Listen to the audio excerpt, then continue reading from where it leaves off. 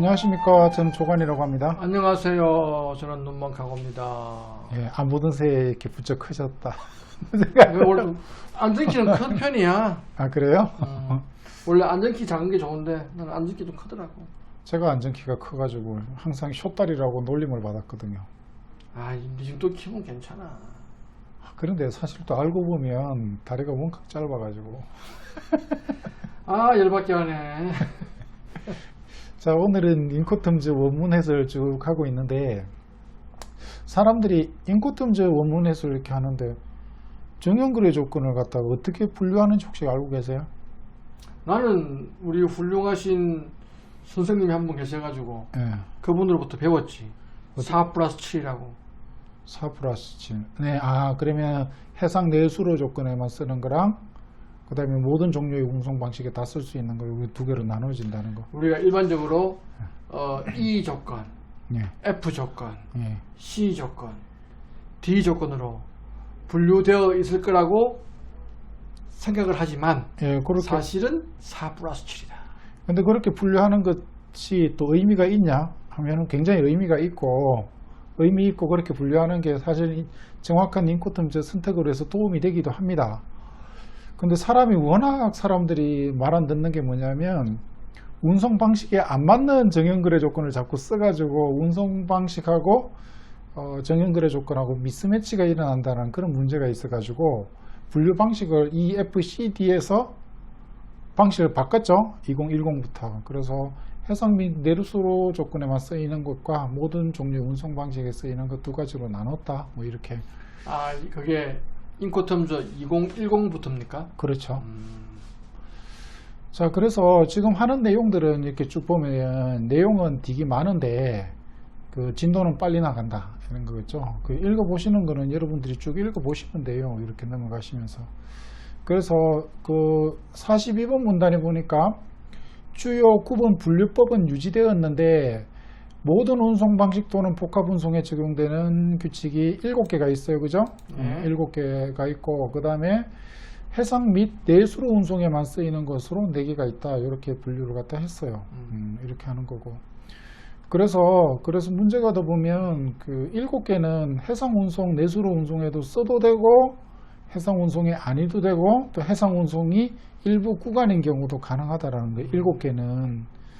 그래서 CPT, 우리 이미 그 전에 CPT 다음에 부산항이라고 나와 있을 때, 그게 CPT 부산항이랑, 그 다음에 요게 그 CF8 부산항이랑 뭐라고요? 도착지에서 발생하는 비용의 부담 주체는 똑같습니다. 우리 지난번에 CIP하고 CIF로 했지. 그러니까 CIF랑 CIP가 내용은 같은데. CIF가 같으면 CF8하고 그러니까 CIP도 내용은 같은데 CPT도 같다. 우리가 지난번에 녹화한 거는 CIF, CIP다. 그 얘기예요. 아, 죄송합니다. 제가. 네, 그렇습니다. 그래서 해상 내륙수로 조건은 그 도착하는 장소랑 운송계약에 도착하는 장소랑 운송계약이 끝나는 장소가 둘 다 그 본선 상이나 아니면 본선 선박이 옆이 돼야 되는 거예요. 그래서 출발하는 장소도 뭐라고요? 본선상 아니면 선박이 옆이 되는 거고, 도착하는 장소도 본선상하고 본선상이 아니면 선박이 옆이 돼야 되는 거죠. 그래서 해상 내륙수로 조건에 쓰이는 게 FAS, FOB, CF8, CIF는 출발지, 도착지가 다 뭐라고요? 본선이라든지 아니면 본선에 옆이어야 된다라는 거죠.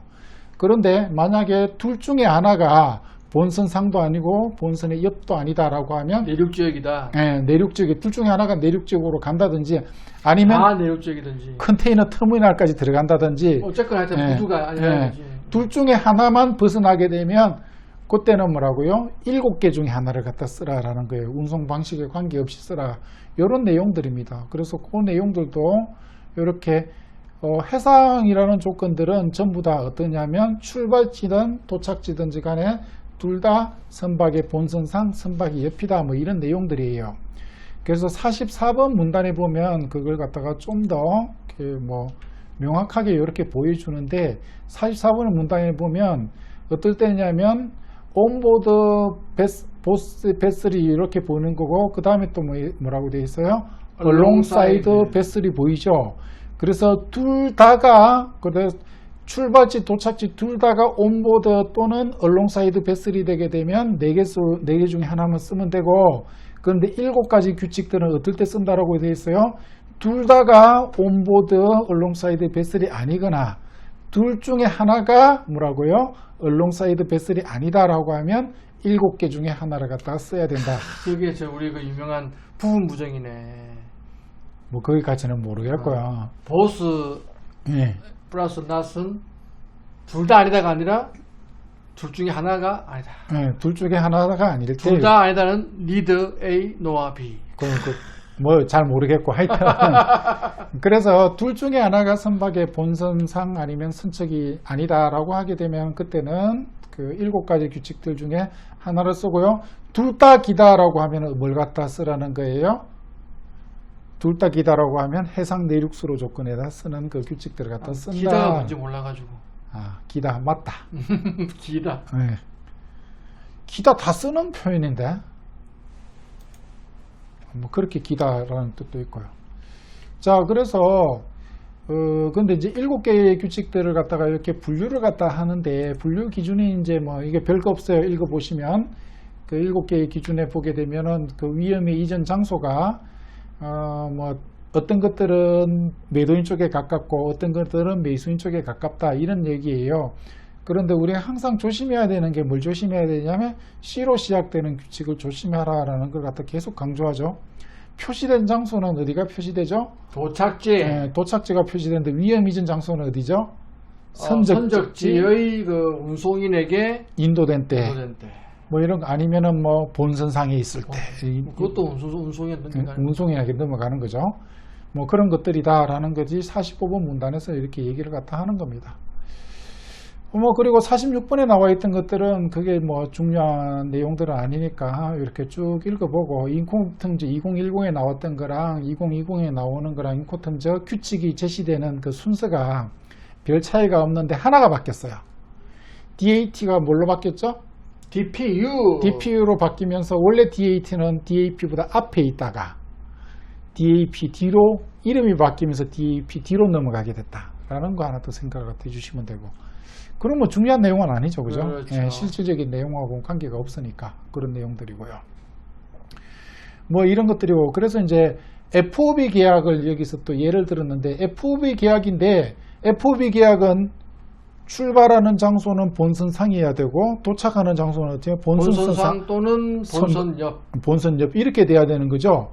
자, 그런데 지금 FOB에서는 어떻게 했는지 보니까 FOB 내륙의 어떤 지점을 지정하는 FOB 매매 계약은 이치에 맞지 않는다라고 되어 있어요. FOB는 출발지는 분명히 본선상이어야 되고 도착지는 뭐라고요? 본선상이 됐든 본선의 옆이 됐든 이렇게 돼야 되는데 내륙의 어떤 지점을 지정을 갖다 하게 되면 이치에 맞지 않는다라는 거죠. FOB에서 이제 표시되는 내륙 지점은 출발지, 도착지, 출발지가 표시가 되죠. 그래서 출발지가 내륙의 어떤 지점을 표시하게 되면 안 된다는 거예요. FOB 서울 하면 된다 안 된다? 안 된다라는 겁니다.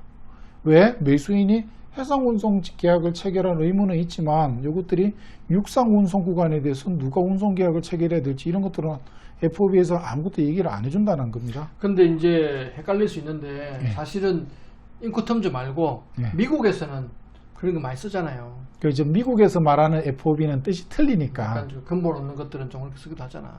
근데 이제 미국 애들이 이제 국내 거래에서도 미국 지네들 국내 거래에서도 그 인코텀즈를 갖다 쓸 수 있게끔 해달라라고 해가지고, 그래서 인코텀즈에 보면은 통관 의무라는 게 이렇게 보이죠. 그 여기 통관 의무에 보면 어떤 표현이 들어가 있냐면 where applicable이라는 표현이 들어가 있어요. 그래서 통관이 필요한 경우에는 이런 표현들이 들어갔거든요. 그러면 그 표현들이 들어갔다는 얘기는 통관이 필요 없을 수도 있다라는 거예요. 그래서 눈먼카구님이 그 근본 없는 미국 것들이라고 하지만 근본 없는 그 미국 것들이 이제 미국식 정형거래 조건을 안 쓰고 인코텀즈를 많이 쓰도록 하고 있다라는 겁니다. 이제 근본을 좀 알기 시작했네. 그런가요? 어쨌든 이런 것들이죠. 그래서 여기 FOB 같은 경우에 출발지랑 관련되어 있는 거고, 그 다음에 CIF 같은 경우에는 목적지가 어디로 표시돼야 되겠어요? 도착하는 선박의 본선상이라든지 선박이 옆이 표시가 돼야지 내륙 지점까지 들어가면 안 되죠. 그 얘기를 49번 문단에서 하고 있는 겁니다. 근데 이게 CIP에 그러면은 선박의 본선상을 CIP 맞죠? CIP에서 그러면 항구로 끝나는 거는 가능한가요? 지난 시간에 우리가 가능하다 했잖아요. 그게 가능하죠. 그걸 다시 한번 상기시키려고. 그러니까 거기에 이제 이 순전히 이론적으로 들어가면 출발지가 아마도 내륙 지역이었을 것이다. 그러니까 이제 그럴 때는 CIF랑 CIP의 차이점은 뭐냐면 그 인도 장소가 CIF는 본선상이었고 CIP가 인도의 장소는 내륙 지역 어딘가에서 내륙 지역에 운송민에게 인도된 넘겨주는 지점이다. 거지. 거기 차이가 나는 거다라는 거죠. 그래서 도착지에서 발생하는 비용은 다 수입자 부담이다. 예, 원칙적으로 그렇고 그런데 그럼에도 불구하고 또 수입자가 그 수출자가 우긴다든지 수입자가 우긴다든지 이런 일이 생길 수가 있으니까 그럴 때를 대비해 가지고 오히려 계약서에다가 밑에다가 한 줄 더 적는 게 그게 가장 속 시원합니다. 이걸 막 보여주더라도 납득을 못하는 경우들도 또 있으니까 예, 미리 이렇게 차단하는 방법이 더 좋은 방법입니다. 그리고 저기 뭐 50번째 문단 뭐 이런 것들이 있는데 그래서 그걸 이제 복합 운송에 적합한 그러니까 복합 운송이면서 FOB를 선택했다라고 하면 위험 부담의 공백이라는 문제가 이렇게 생길 수가 있어요. 왜 그러냐면 FOB는 원래 위험이 이전하는 장소는 어디죠? 본선상이죠. 그런데 내륙 지점으로 표시가 되게 되면 운송인에게 넘겨줬을 때 넘겨주는 지점은 내륙이고 트럭 회사한테 넘겨줬을 그러니까 때 트럭 회사로부터 본선상이 올라올 때까지 그 기간이 애매해지네. 그 기간에 대해서 위험을 누가 부담하는지 관리 주체는 매수인 쪽인 것 같은데 위험은 원칙적으로 매도인이 위험을 부담하게 돼 있죠. 그런 것들이 뭡니까? 이게 갭이 생기게 되는 거예요. 원래 둘이 일치해야 되는데 그런 문제가 생기기 때문에 위험 부담의 공백, 중복 이런 것들을 피하기 위해 가지고 뭐라고요? 운송 방식에 적합한 정형거래 조건을 선택해라 라는 얘기들을 갖다 하고 있습니다. 만약에 진짜로 FOB 다음에 내륙 지역이 표시되면 그 내륙 지역에서부터 본선에 선택할 때까지 그 구간은 누가 책임을 지는 거예요? 위험은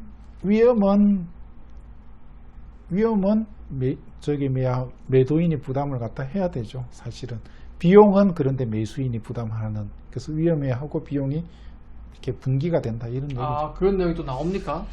원칙적으로는 그렇고요. 원칙적으로는 그런데 또 이렇게 둘 사이에 또 싸움이 생길 수가 있어요. 싸움이 생길 수가 있어서 이론적으로 이렇고 원칙적으로 이렇다라고 했는데 경우에 따라서는 싸움이 붙게 되면 그건 나는 모르겠고 이라고 우기는 그런 수들도 있잖아요. 그래서 그런 복잡한 문제를 피하기 위해 가지고 운송 방식에 적합한 정형거래 조건을 갖다 쓰십시오라는 그런 얘기들을 계속 강조하고 있는 거다라는 겁니다. 그래서 요거는 그래서 50번 문단까지 나와 있는 내용들은 뭐냐면 50번 문단까지 나와 있는 내용들은 운송 방식에 적합한 그 인코텀즈 규칙을 선택하세요 그런 얘기고 그러지 않았을 때는 위험의 공백 그 다음에 위험의 중복 이런 문제들이 생길 수가 있다라는 겁니다. 자, 그 다음에 또 51번에서 말하는 내용은 그거랑 약간 결이 틀릴 수가 있어요. 약간 결이 틀릴 수가 있는데 인코텀즈를 잘못 사용하는 이유들 중에 하나가 인코텀즈는 단순하게 가격의 지표라고 생각하는 경우들도 있어요. 대표적인 사례 한 명 있지 않습니까? 누구요? 단순하게 가격의 지표라고 생각을 복잡하게 할 거 있나? 대충 그냥 그래서 그 인코텀즈를 가격의 지표라고 이렇게 생각을 갖다가 해가지고 왜 가격의 지표라고 생각을 하냐면 계약상에 그 매매 대금을 표시할 때 각종 그 비용의 분담자를 명확하게 해주기 위해서 정형거래 조건을 통해서 가격을 표시합니다. 그죠? 그래서 같은 만불이다라고 해서 운임 포함인지 운임 제외됐는지 통관 비용 포함인지 제외됐는지 이런 것들을 명확하게 위해 가지고 FOB 얼마, CIF 얼마라고 하게 되면 각종 비용의 부담자가 자연스럽게 결정되는 그런 측면이 있습니다. 그런데 가끔씩 사람들이 어떤 행동을 갖다 하냐면 인코텀즈 조건은 임의규정, 강행규정 그 제가 얘기한 거 기억나십니까 혹시? 네. 그 임의규정들은 당사자들이 그 합의하지 않은 내용들을 보충해 주는 것들이 대부분이다. 그죠? 그래서 임의규정하고 그렇게 보게 되면 임의규정보다 합의한 내용이 우선하게 돼 있겠죠. 그래서 당사자들이 인코텀즈에 대해서 어떤 그 조치를 취하면 인코텀즈를 변형을 시켜버려요. 변형시키고 털어버려요. 그런데 변형시키고 털어버리면서 어떤 걸 갖다가 털어버릴 때 사람들이 가격 지표라고 생각을 하게 되면 가격 부분만 당사자들이 조정했다라고 판단을 하는 거죠. 그러면 실제로 그러면 위험까지 조정됐느냐 안 됐느냐에 대해서는 서로 애매한 거예요. 그래서 예를 들게 되면 그 CIP 같은 경우에는 원칙적으로는 도착하는 운송수단에서 내려줄 의무도 없고 내려줄 준비가 된 상태까지 끝나는 거예요. 그렇죠. 그런데 그것을 갖다가 CIP 다음에 어떤 장소를 표시한 다음에 랜디드라고 이렇게 표시하게 되면 매도인이 내려주는 거죠. 그렇게 이제 변형이 가능합니다. 근데 변형이 가능한데 문제는 어떤 일이 생기냐면 내릴 준비가 된 상태에서 인도가 끝나고 원래 위험 이전되는데 랜디드가 되면 비용은 매도인이 추가적으로 부담하는 건 맞아. 근데 내리다가 물건이 깨져 버렸어요. 그랬을 때 이제 원래 위험은 뭐라고요? 내릴 준비가 된 상태 위험이 이전됐는데 내리는 비용까지 부담하는지 아니면 깨졌을 때 내리는 과정에 위험까지 부담하는지 자체가 당연히 위험도 같이 부담하는 거 아니야? 그런데 그렇게 볼 수는 없는 게 매도인의 주장하고 매수인의 주장이 다를 수가 있어요. 그래서 변형을 갖다가 시키거나 이렇게 했을 때 또 어떻게 해야 되는 거예요? 그 규정을 명확히 해야겠구나. 비용만 그 변경이 되는지 위험도 변경이 되는지를 분명하게 이렇게 표시를 갖다 하는 겁니다. 근데 갑자기 든 생각인데 그렇게 정확하게 인코텀즈를 따지면서 무역계약하는 사람들이 있나? 학문적으로 막 따지면서? 근데 그렇게 안 하면 그 일이 생기니까 이런 내용들을 그 이렇게 ICC에서 그거 갖다가 다 그 민원을 받아가지고 그런 것들을 반영해서 나 같은 경우에 방금 얘기했을 때 CIP 뉴욕 랜디드라고 하면 당연히 위험까지도 랜디드로 바뀌는 거 아닌가 라는 생각했는데 그런데 그거는 절대적으로 그렇지 않은 게 그거는 그 위험까지 가려고 하면 위험까지 하게 되면 그건 D 조건을 써야 돼. 원래 C 조건은 본질적으로 선적지에서 위험 이전되는 조건이기 때문에 그래 따지면 뭐 FOB 다음에 내륙지역을 왜 쓰냐 모르니까 하는 거지. 그러니까 그렇게 모르는 소리 하지 말라고 제가 설명을 드리는 거잖아요.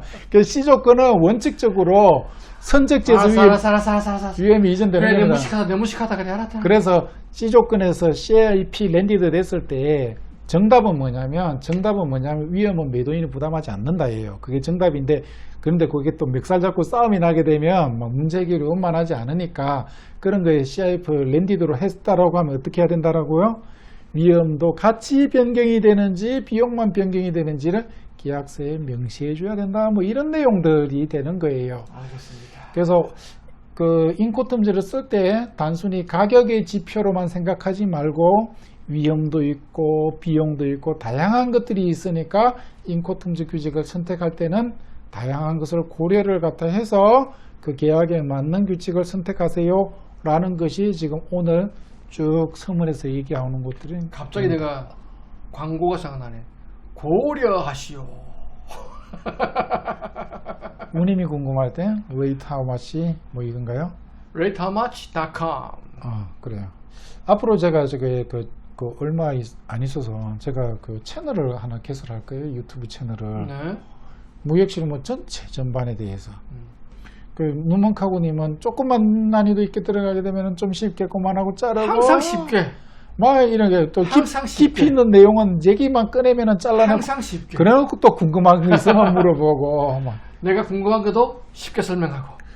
그래서 제가 조금 이게 우리 또 시청자분들 중에 운송 관계없이 그 업계에 종사하지 않고 그냥 무역업체 종사하시는 분들 같은 경우에는 운송 이외에도 궁금한 게 되게 많을 거예요.